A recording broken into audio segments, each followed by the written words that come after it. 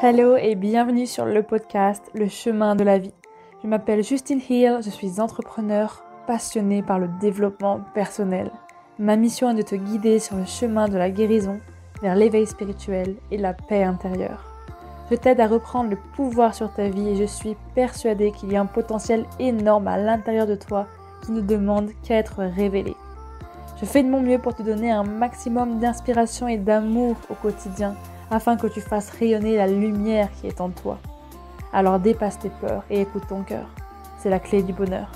Accepte de guérir pour mieux te reconstruire. Et si tu aimes ce podcast, n'hésite pas à le noter avec la note de 5 étoiles sur iTunes, sur Apple Podcast et Spotify. Tu peux aussi le commenter sur YouTube et n'hésite pas à le partager à quelqu'un qui en aurait besoin. Bonne écoute! Hello à toutes et à tous, j'espère que je vous retrouve en forme en ce mercredi matin.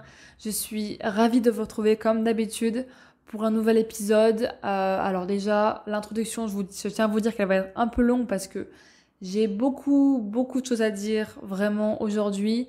Alors il s'est passé tellement de choses depuis le dernier épisode que j'ai fait. Parce que du coup, le dernier épisode de podcast que j'avais fait, je l'avais tourné 1 semaine et demie à l'avance.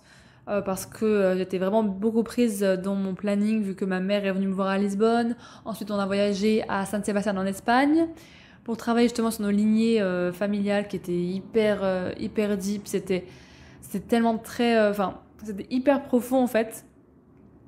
Et ça m'a beaucoup bousculé. Ça m'a beaucoup transformée. Même encore aujourd'hui, je suis encore en train de, je pense, d'intégrer tout ça, tout ce qui s'est passé parce que c'était vraiment énorme quoi, c'était genre très deep et voilà, du coup il s'est passé beaucoup de choses et donc là je vous enregistre cet épisode seulement 2 jours avant sa sortie alors que la semaine dernière je l'avais fait vraiment à l'avance, vraiment 1 semaine à l'avance quoi. Bref, voilà. En tout cas j'espère que vous allez bien et du coup à l'heure où je tourne cet épisode de podcast, nous sommes du coup lundi et c'est la nouvelle lune en Scorpion. Et là, on vient tout juste de rentrer dans la saison du Scorpion ce dimanche dernier. Et comment vous dire, en fait, c'est totalement en adéquation pour moi avec l'énergie que je ressens en ce moment. C'est-à-dire que j'étais vraiment dans une vibe d'introspection. En gros, quand je suis allée à San Sebastián, c'était vraiment transformateur en fait. Et il s'est passé tellement de choses que je pense d'ailleurs que j'ai même pas encore tout intégré. Et du coup, j'avais vraiment envie de vous faire un épisode sur le fait d'arrêter de forcer. Donc désolée d'avance si je parle un peu vite dans cet épisode, c'est un peu brouillon parce que j'ai vraiment la tête un petit peu dispersée, je pense, je sais pas trop. Et j'ai aussi beaucoup d'énergie là, donc c'est pour ça, parce que là je m'en suis bien remise de mes émotions pour le coup. Mais c'était très intense, voilà, je pense que le mot de cet épisode ça va être intense. Vraiment, et de cette dernière semaine. Mais du coup je disais quoi, oui on est dans la saison du Scorpion. Alors petite nota bene, pour les gens qui ne savent pas, en fait je suis passionnée littéralement par l'astrologie. Donc des fois je fais des petits des petits parallèles et je fais des passages astro, voilà, parce que j'adore ça et je trouve ça très parlant en fait parce que j'adore mêler ça à la vie réelle parce que pour moi l'astrologie c'est pas juste parler des planètes etc. C'est vraiment aller se baser aussi sur l'expérience qui est pour moi la base parce qu'une expérience de vie c'est la base parce que si tu te bases sur des acquis, sur de la théorie, pour moi ça n'a pas de sens. Voilà, bref. Mais du coup la saison du Scorpion elle nous invite vraiment à plonger dans nos profondeurs. C'est aller plonger en profondeur dans nos ombres, surtout en intensité aussi. C'est une saison qui est très dark, très sombre, mais à la fois c'est aussi hyper bénéfique parce que c'est en allant dans nos ombres que nous allons chercher le meilleur en nous et c'est comme ça qu'on peut faire rayonner notre lumière, c'est en allant creuser dans notre part d'ombre, dans nos parts d'ombre. Et le Scorpion, il nous aide à faire ça, justement. Et moi, c'est ce que j'ai fait. Et voilà, c'était hyper mouvementé. Surtout que je suis très intéressée aussi au-delà de l'astrologie par tout ce qui est les liens transgénérationnels, tout ça. Ça m'intéresse énormément et c'est ce que je suis allée faire d'ailleurs à San Sebastián avec ma maman qui est venue me voir à Lisbonne. Du coup, on a beaucoup voyagé et j'ai aussi eu... Ah oui, il faut que je vous raconte ça parce que vraiment c'était... c'est un peu hors sujet mais vraiment c'était... j'ai même pas de mots en fait pour ce que j'ai vécu. Par rapport au vol d'avion en fait que j'ai pris déjà en fait pour le retour de San Sebastián, donc pour retourner à Lisbonne, j'ai dû prendre 2 vols parce que il y avait pas de vol direct, c'était compliqué, c'était pas très fluide, mais de toute façon il fallait que je rentre, fallait que je reste que seulement 1 nuit là-bas, donc on est resté que 2 jours, c'était vraiment hyper rapide Et j'aime pas non plus voyager trop souvent, enfin prendre l'avion trop souvent pour la planète. Mais bon, là, c'était un petit peu, on va dire, comment on dit, exceptionnel, voilà. Et bref, je m'égare, mais juste pour vous dire qu'en fait, quand j'ai pris l'avion, je me suis rendu compte de pas mal de choses. Et je pense que c'est à ce moment-là aussi où j'ai entamé un petit peu le processus, parce que vraiment, quand je suis retournée de Saint-Sébastien, en fait, j'avais vécu des choses hyper incroyables, hyper fortes émotionnellement, plein de signes de l'univers, de synchronicité, comme on les appelle, enfin en gros, plein de trucs qui me montraient que j'étais sur la bonne voie, que voilà, j'étais en train de découvrir ce qui s'était passé un petit peu dans mes précédentes générations, pour libérer toute cette ligne de femmes en fait qui était très blessée. Après, je vais pas forcément rentrer dans les détails, mais voilà, je suis venue là-bas pour guérir ma lignée de femmes, notamment du côté de ma mère, parce que c'était très lourd. Et il s'est passé tellement de choses. Voilà, avec ma mère, on a beaucoup appris, on a beaucoup guéri. Et c'était vraiment hyper beau. C'était très beau. J'ai beaucoup pleuré, j'ai beaucoup terrorisé, j'ai eu beaucoup d'émotions. C'était incroyable. Mais en fait, ça pour vous dire qu'au retour, le vol d'avion, en fait, on l'a pris et de façon normale, on monte dans l'avion, tout ça. Et au moment où on monte dans l'avion, déjà je sens que c'est un peu bizarre les premiers instants où on décolle, parce que en fait l'avion a bougé, pour vous dire. L'avion il a fait des secousses du moment où on est parti jusqu'au moment où on a atterri, mais vraiment non-stop. Et en vrai, si vous voulez, j'ai pas forcément l'habitude d'avoir des problèmes d'avion, parce que en général, quand je prends l'avion, j'ai pas forcément peur. Tout se passe bien. J'ai toujours pris l'avion toute seule en plus. J'ai pris quand même pas mal de fois. Donc je peux vous dire que voilà, j'ai jamais eu de problème tout ça. Et alors que là, vraiment, cet avion, j'avais super peur. Enfin, j'avais peur. J'avais peur, bien sûr. Après, je le montrais pas trop parce que voilà, j'ai beaucoup pris sur moi. Mais quand il y a des secousses dans l'avion pendant tout le vol, que en fait, si vous voulez, il faisait vraiment que baisser, descendre. En altitude, en fait, il restait pas du tout stable. Il était en train de bouger comme s'il y avait un problème technique. Enfin, et même les gens, ils commençaient à regarder par la fenêtre. Moi, j'ai commencé à me dire, mais qu'est-ce qui se passe? C'est quoi ce bordel? Pourquoi il bouge autant? Même, parce qu'en fait, si vous voulez, même les trous d'air de base, ça se passe quand t'es tout en haut. Enfin, quand t'es arrivé au pic, enfin, à ton altitude idéale. Mais là, en fait, il y avait vraiment des secousses, même au décollage, jusqu'à tout le temps, en fait, tout le temps. Et c'était assez flippant, genre vraiment. Après, je sais que c'est parce qu'il y avait des nuages, c'était pas vraiment le meilleur temps. Mais j'ai jamais eu aussi peur de ma vie pour un vol, hein. Genre vraiment. Et on dirait pas comme ça, parce que là, je vous parle, voilà, je suis chez moi, je suis rentrée à Lisbonne, tout va bien. Mais sur le coup, quand t'es dans l'avion et que tu sais que t'es tout seul, enfin, après j'étais avec ma mère, mais qu'en fait, y a personne qui sait vraiment où t'es, genre t'es juste là dans les airs, et que si un truc se passe mal, si tu te craches, t'es tout seul, enfin, genre c'est toi avec toi-même, quoi. C'est hyper. C'est un petit peu glauque ce que je dis, mais vraiment, je vous jure que j'y ai pensé à un moment donné, je me suis dit, mais si je me crache, merde, putain, fais chier, j'aurais pas fait tout ce que j'ai voulu faire dans ma vie. Et c'est là où je me suis dit, putain, faut pas avoir de regrets, vraiment. Vraiment, si c'est bien, s'il y avait une leçon que ce vol m'a appris, c'est vraiment déjà dire aux gens que tu les aimes. Donc, du coup, c'est ce que j'ai fait. Et aussi, en fait, ne pas prendre la vie pour acquise, et faire tout ce qu'on a envie de faire sans retenue, et vraiment être la personne qu'on a envie d'être. Voilà ce que je dirais pour cette introduction qui est assez longue, mais j'avais besoin de dire ça. Parce qu'en vrai, des fois, on croit trop que c'est acquis, genre, ou alors on dit, ouais, ça j'y ferai demain, la semaine prochaine, le mois prochain, mais qu'est-ce que t'en sais que tu vas vivre une journée de plus? En fait, on sait pas. Parce que clairement, on peut mourir à chaque instant. Et moi, j'en ai marre, en fait, de me dire, ouais, mais ça, je ferai plus tard, quand j'aurai ci, quand j'aurai ça. En fait, non, j'ai envie de vivre tout ce que j'ai à vivre maintenant. Et aussi, ça m'a aussi appris à vraiment être plus ancrée. Je pense que, ouais, ce vol très, très challengeant et très... qui m'a procuré voilà, beaucoup de frayeur, m'a appris aussi à garder les pieds sur terre, et de savoir et de me rappeler aussi que la vie, c'est ici et maintenant, c'est pas dans les étoiles, c'est pas dans les planètes, voilà. C'est aussi ici, parce que Saint-Sébastien était beaucoup connecté en fait au divin, à Dieu, etc. Appelez-le comme vous voulez, et ça m'a vite fait redescendre sur terre. Voilà, ça m'a vraiment fait redescendre de 10 étages, c'est le cas de le dire.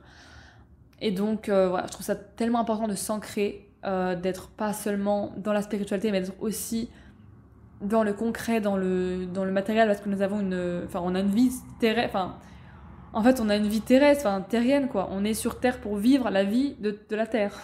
Je sais pas si vous comprenez ce que je veux dire. Mais voilà. Et donc du coup, j'en viens à cet épisode de podcast qui s'appelle Arrêtez de forcer. Donc en vrai, ça vient aussi un petit peu en lien quand même avec tout ce que je dis depuis tout à l'heure. C'est pas totalement hors sujet, même si c'est un petit peu. C'est qu'en fait, l'un des enseignements que j'ai compris il y a quelques jours là, quelques jours après en fait d'être rentrée de Saint-Sébastien, à Lisbonne, où j'ai bien pu intégrer etc., tout ce qui se passait. Parce qu'il faut savoir que j'ai ressenti quand même beaucoup, mais beaucoup de colère, d'agacement, d'impatience. Genre, j'étais en colère, mais un truc de fou. Alors qu'il se passait pas vraiment grand chose de l'extérieur. Mais voilà, je ressentais beaucoup de colère. Et voilà. Et en gros, pourquoi je fais cet épisode de podcast? Parce que pour moi, j'ai compris, du coup, j'en viens au fait. L'enseignement de base, c'est vraiment d'arrêter de forcer les choses, mais aussi les gens. C'est-à-dire que moi, dans ma vie, dans ma vie en général, avec mes relations aux autres et surtout mes relations amoureuses, j'ai tendance à forcer, à vouloir me faire comprendre, à faire passer des messages, etc. Mais en essayant d'expliquer, d'interpréter, d'aller chercher loin.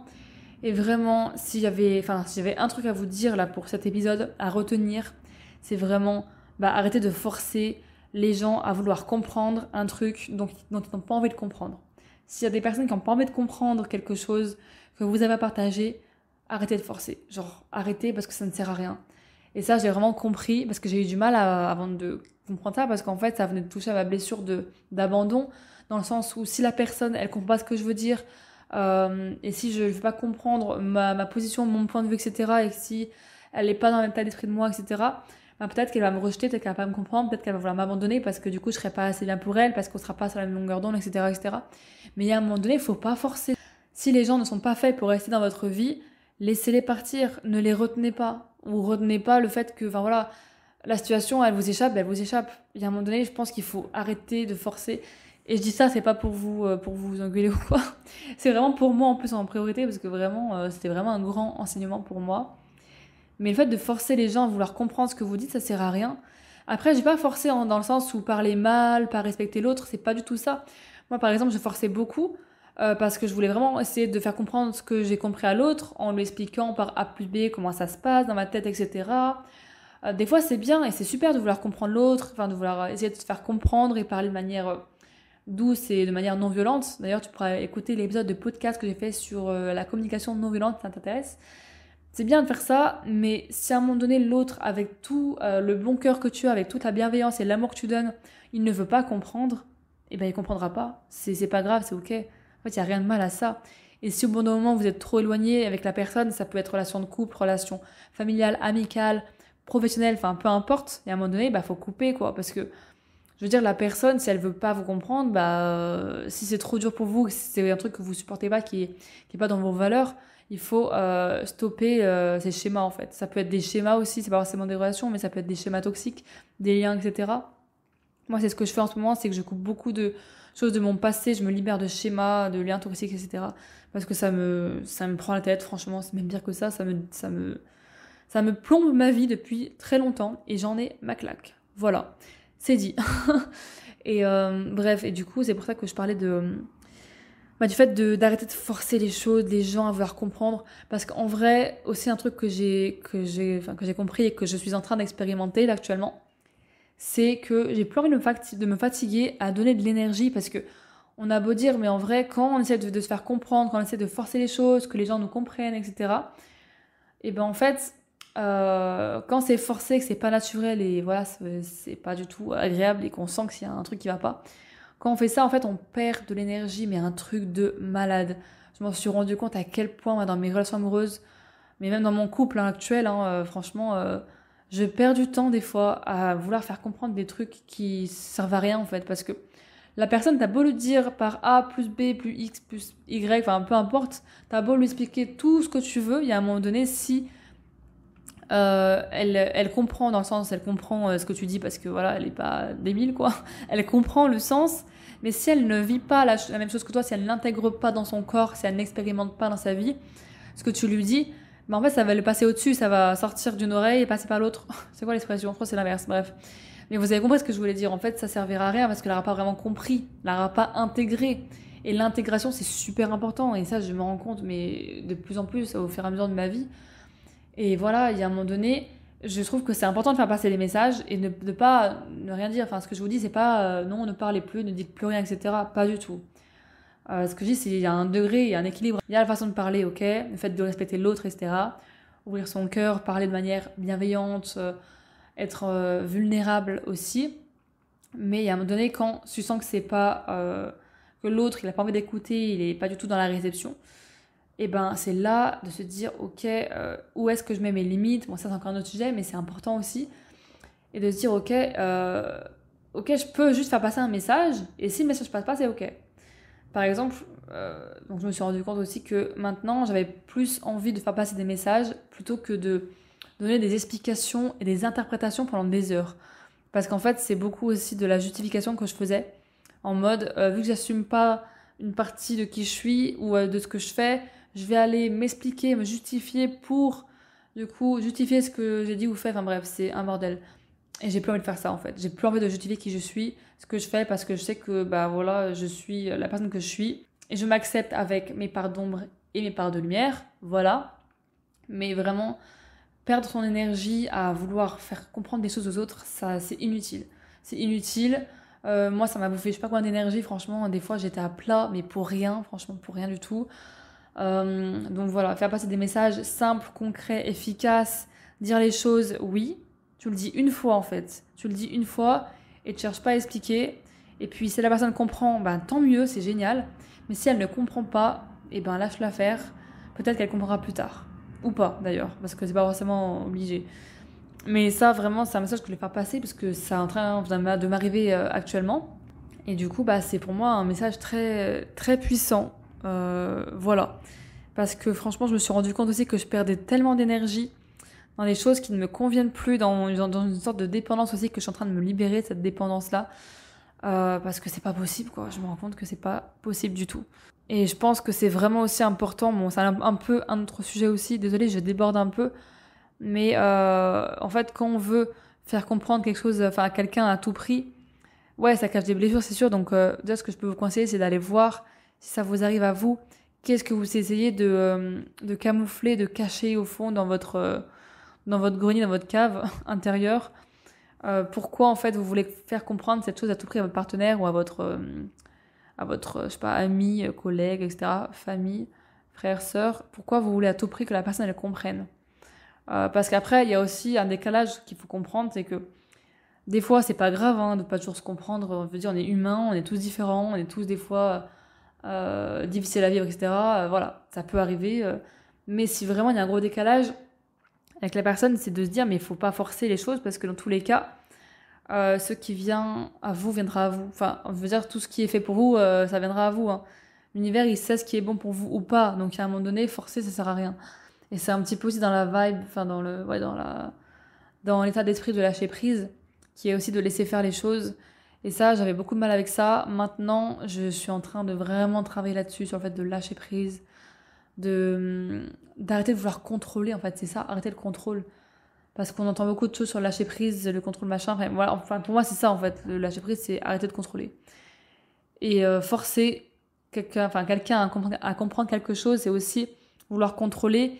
Et à un moment donné, si vos chemins doivent se séparer, ils se sépareront, s'ils doivent se retrouver, ils se retrouveront, mais voilà, c'est juste arrêter d'être autant dans le contrôle. Bon, après, ça c'est vraiment nota bene à moi-même, hein, parce que franchement, j'ai l'impression que je me parle toute seule en fait là. Parce que ce message, il est grave pour moi.